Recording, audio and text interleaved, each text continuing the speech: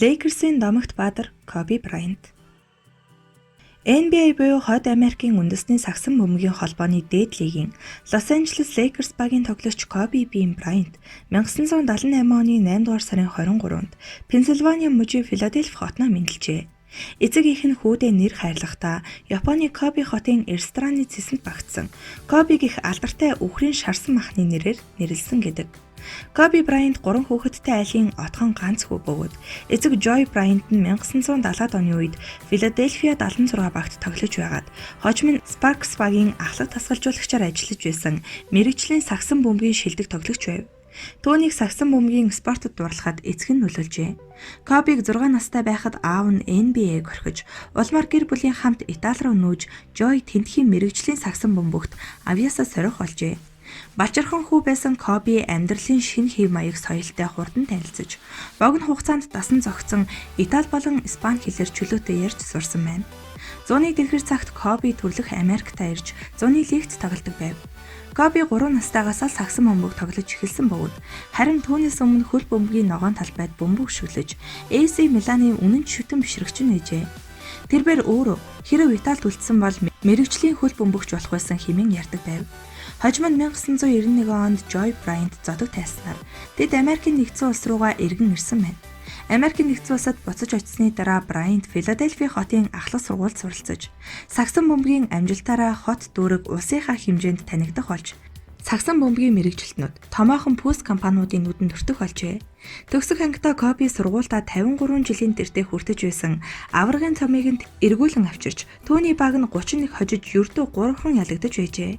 Ахлах сургуулаа төгсөх үед түүний тэтгэлэгт хамрагдах оноо 1080 байсан сагсан бөмбөгийн спортоор топ зэрэглэлийн сургуулийн тэтгэлэгт хамрагдах бүрэн боломжтой байсан ч 17 настай залуу хүү коллежийг бус харин шууд NBA-д тоглох замыг сонгожээ. Ахлах сургуулаас шууд мэрэгжлийн сагсан бөмбөгт үсэрч орж ирсэн Брайантын талаар хэвлэл мэдээлэлээр шуугих болж тухайн үедээ томоохон сенсац тарж байлаа. Хожим нь тэрбээр хэрв ахлах сургуулаа төгсөөд коллежид суралцсан бол Хойд Каролина мужийн Дьюкийн их сургуульд суралцах байсан хэмээн дурсжээ. NBA-гийн эмблемд мөнхөрсөн домогт тоглогч Jerry West Кобигийн сагсан бөмбөгийн замналд маш онцгой үүрэг гүйцэтгэсэн юм. Дунд сургуулийн сагсан бөмбөгийн од 17-тай жаал хүү Коби Lakers-ийн шалгаруулалтанд орж түүнийг нь West үзэж тааржээ. Хэдий дунд сургуулийн жаалч гэсэн Коби аль хэдийн Adidas фирмтэй гэрээ байгуулж амжсан байсан гэхээр үнэхээр төрмөл авьяастай нэгэн байсан нь илэрхий. 1996 оны NBA-ийн драфтын өдөр болоход Charlotte Hornets баг 13 дахь сонголтоор Коби Брайант сонгогдож, удалгүй Los Angeles Lakers багт хүчин зүтгэх болжээ.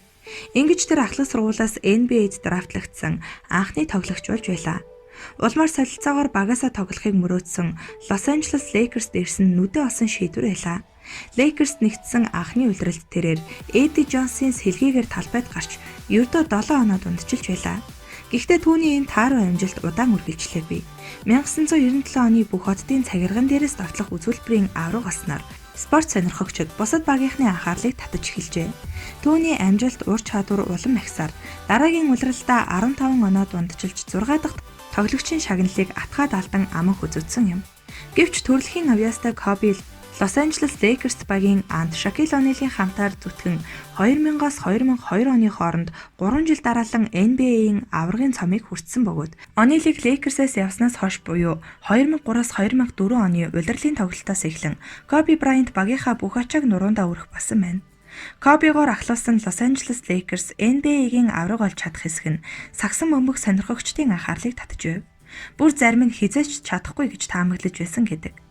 Харин Коби тэдний буруу байсанг баталж 2009-2010 онуудад дараалан төрүүлж 5 дахь дөрөвгөө хүртсэн билээ. Lakers-ийн амжилт дагуулсан жилүүдэд Брайант тулгын чулуунд байсан бөгөөд 2005-аас 2006 мөн 2006-аас 2007 оны улиралд тэрбээр лигийн хамгийн олон оноо авсан тоглогчдын жагсаалтыг тэргүүлжээ.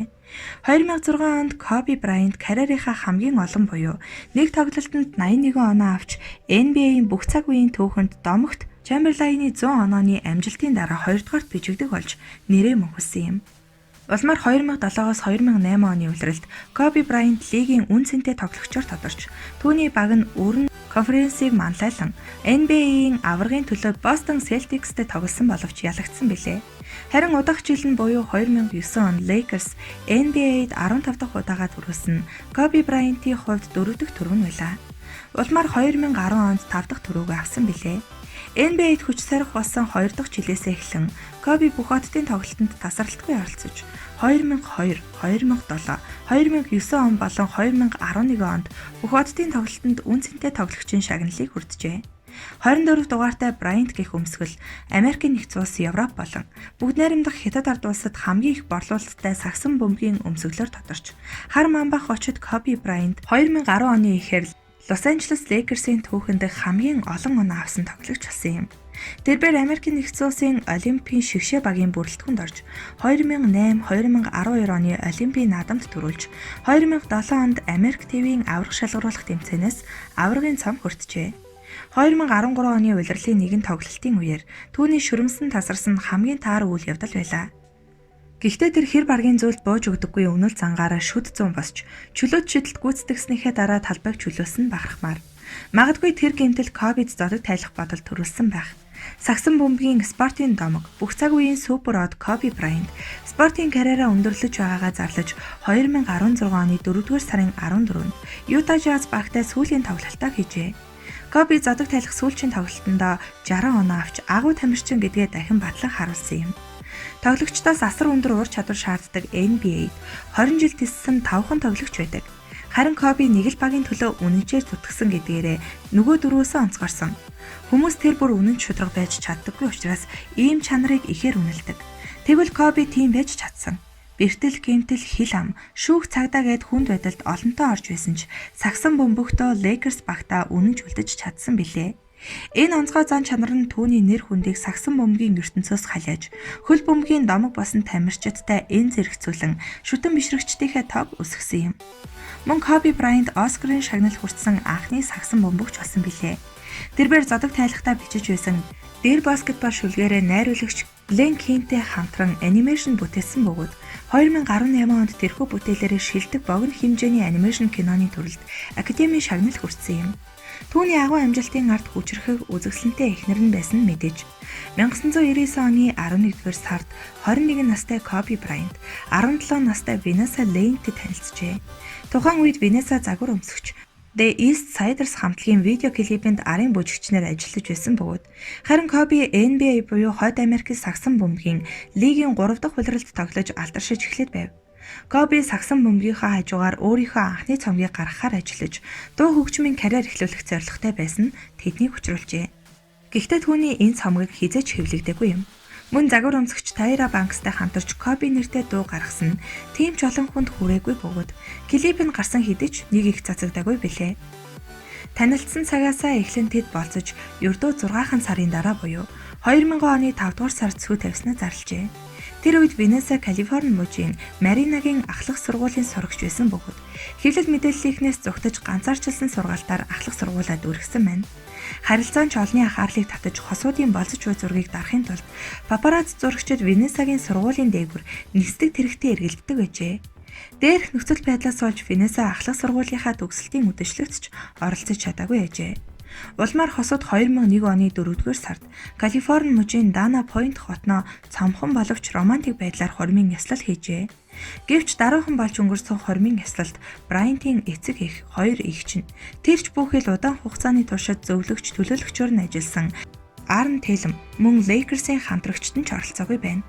Учир нь Кобигийн эцэг эх хэд хэдэн шалтгааны улмаас энэ гэрлэлтийг эсэргүүцэж байсан гэдэг.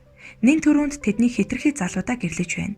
Дээр нь гэрлэж буй бүсгүүн Ирланд гаралтай Мексик байсан учраас ихэд дургуцаж байжээ. Үүнээс болж Коби гэр бүлийнхэнтэйгээ таарамжгүй харилцаатай байв. Энэ байдал 2 жил гаруй хугацаанд буюу Коби Венеса нарын анхны охин төрөх хүртэл үргэлжилжээ. Тэдний ууган охин болох Наталия Брайант 2003 оны 1-р сарын 19-нд хорвоод мэндэлж, улмаар Коби эцэг эхтэйгээ эвлэрч, Joy Family нар бяцхан ач охиноо хүлээн зөвшөөрөхөөс өөр аргагүй хүрчээ. Ингээд 2006 оны 5-р сарын 1-нд хосууд Jana Bryant охиноо үлгийдэн авсан байна. Сонирхолтой Jana Bryant хэмээн нэрлсэн тэдний охин, Кобигийн анхны анд Shaquille O'Neal-ийн охин Miara Sanagаас ердөө 6 минутын өмнө төрсөн юм. Тэд 3 дахь охин Bianca-га 2016 онд үлгийдэн авсан бол бага охин Capri-н 2019 оны 6 дугаар сард төрсөн юм. Тэд хормынхаа 20 жилийн ойг тэмдэглээд удаагүй байв. Коби сагсан бөмбөгийн домогт тоглогч гэдгээсээ гадна гэр бүлсэх хүн байсан бөгөөд аль болох эхнэр охидтойгоо цагийг өнгөрөөх гэж хичээдэг нэгэн байжээ. Коби нэгэн хэвлэлд өгсөн ярилцлагадаа "Би энэ дэлхийд 4 хөөрхөн охины эцэг эдгээрээ хамгийн их бахархдаг. Энэ бол миний хамгийн том амжилт" хэмээн мэдэгдэж байв. Коби 2006 онд Viva нэртэй буйны санг үүсгэн байгуулсан ба хожим Коби ба Ванесса Брайант гэр бүлийн сан хэмээн нэрийг нь сольжээ. Тус санг Америкийн нэгдсэн улс төдийгүй гадны орны гэр бүл залуусыг дэмжиж спортоор хичээллэх боломжийг олгох зорилгоор байгуулжээ. Түүнчлэн тус сан нь 2011 оноос орон гэр бүлийн хүүхдүүдэд туслах сантай хамтран ажиллаж эхэлсэн байна. Мөн хавдрын эсрэг босъё, мөрөөдөлтөй хүр гэх мэт сангуудыг дэмжин хамтарч ажилладаг байжээ. Дэлхийн сагсан бөмбөгийн бүх цаг үеийн домгуудын нэг Коби Брайант охин Жанагийнхаа хамтаар Америкийн Калифорни мужид 2020 оны 1-р сарын 26-нд нисдэг тэрэгний ослын улмаас харамсалтайгаар амиа алдаж хайртай хүмүүс хөгжин дэмжигчтэй уу гашууд автуулсан юм. Сагсан бөмбөгт хайртай хүн бүхэн домогт тамирчны агуу замналыг үеийн үед дурсан санах нь гарцаагүй.